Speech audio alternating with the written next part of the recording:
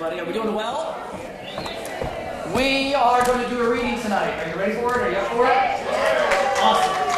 So tonight is the New Play Festival. It's all about local playwrights. It's all about Dylan Jones tonight and his play. So, yeah, give him a round of applause. You know, these plays take years, so he deserved that round of applause. First thing you can do for us is turn off your cell phones and open up all your candies. We don't want any interruptions, so make sure all that goes away. I'm Jeffrey Ken. I'm the artistic director here at the Players Theater. I think this is about my 11th year as part of this process. I love it. But you know what? It is a process, and you're all here for a very important reason, and that is to listen to the words and listen to the play that Dylan's written. There'll be an intermission, and then after we do Act 2, there will be a short, quick talk back, maybe 10 or 15 minutes. This is your opportunity to tell me and Dylan and how much you like the show. But also, constructive criticism is really vital in this process. So yes, of course, we want the pats on the back, but if there's things you don't understand, things you didn't like, characters that you didn't understand why they were on stage, everything needs to be there for a reason. So you actually do have a major purpose today, and that is to be a great, attentive audience member so that we can make Dylan's play the best play possible. Are you up for it? Yeah.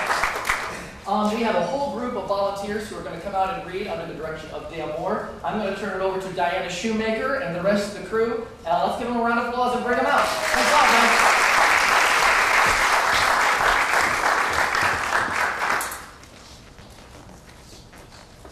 Good evening, and welcome to this reading of Connections, a play by Dylan H. Jones, directed by Dale Moore. The cast, left to right.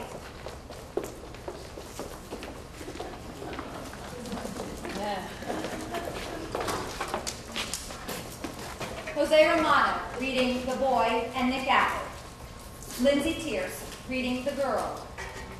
Tom Apostoris, reading Dr. McCrae and Ramiel. Ren Pearson, reading Fallon and the Voice of David. Barry Look, reading James Turk and the Voice of the Computer. Donna DuFont, reading The Nurse and Eva. Chris Manco, reading The Guard and Alan. Jay Bowman, reading Marcus Octavian Duluth. And Diana Shoemaker, the reader.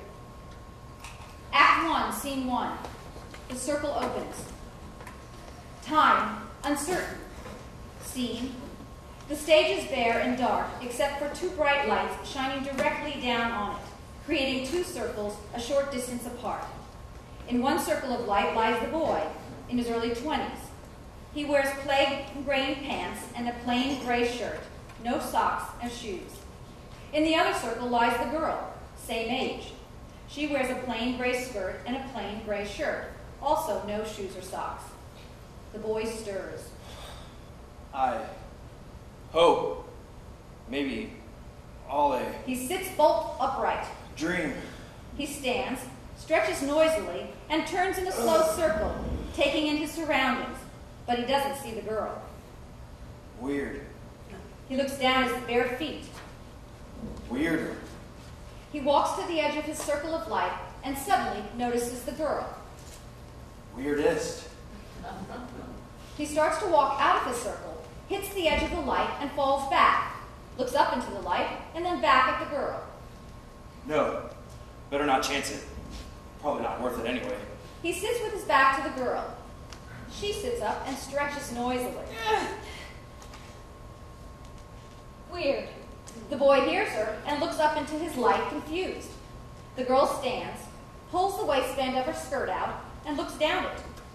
Weirder. She looks around, not seeing the boy. He finally sees her and stands. Ah!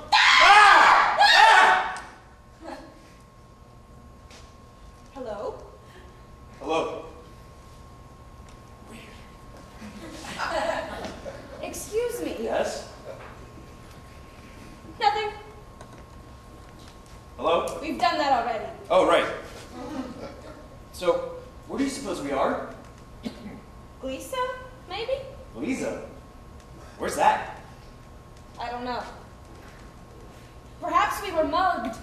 That would explain my feet. How does being mugged explain why you have feet? What are you?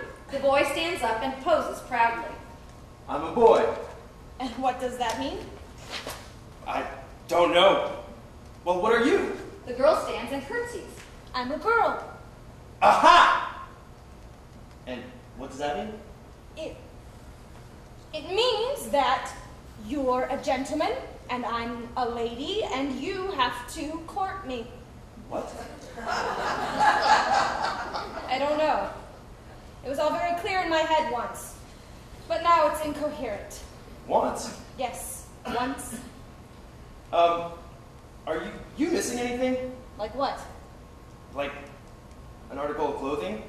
Did you take my underwear? What? My underwear! What the hell is that? It's what goes under your skirt. I'm not wearing a skirt. Then what are you wearing then? Mock. No, hang on. Trout. No. Wait.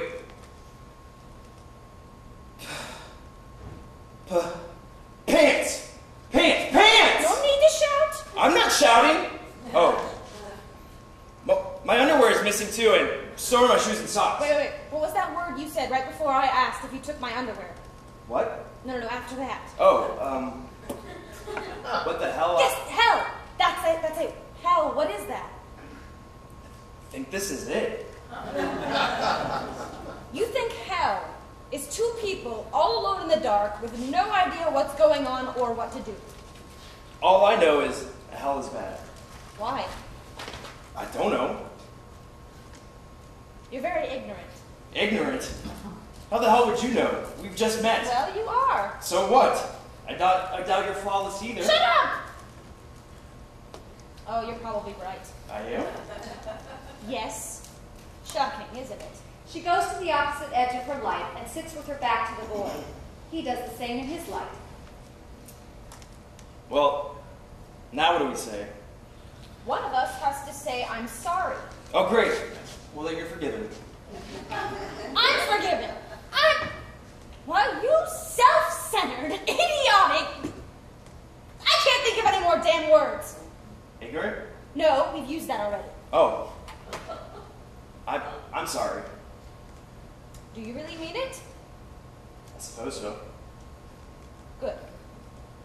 I'm sorry, too. All right, now what? Would you like to mate? Excuse me? Would you like to mate?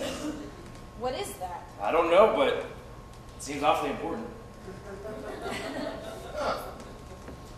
Actually, now that I think about it, it seems pretty important to me, too. Really?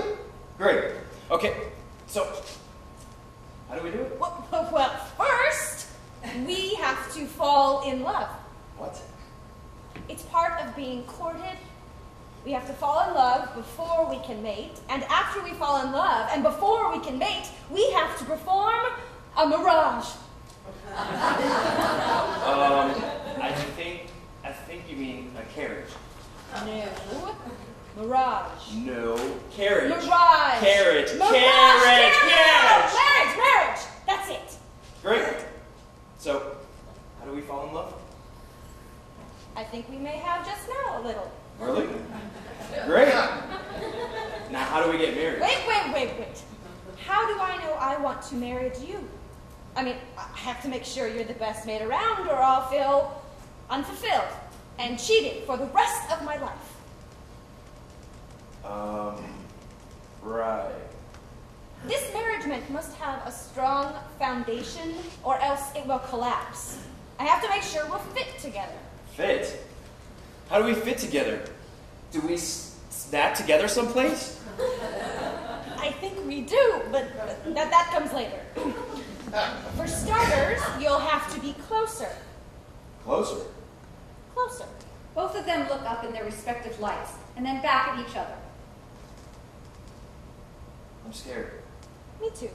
Simultaneously, they take deep breaths, close their eyes, and run at each other on tiptoe, yelling loudly as if burned the second they leave their light. They miss each other and run into the opposite light, whereupon they stop yelling, look up into their new light, and then back at each other. Damn! The girl sits down in a huff. The boy lingers at the edge of his new circle. Want to try again? No. The boy sits down and sulks.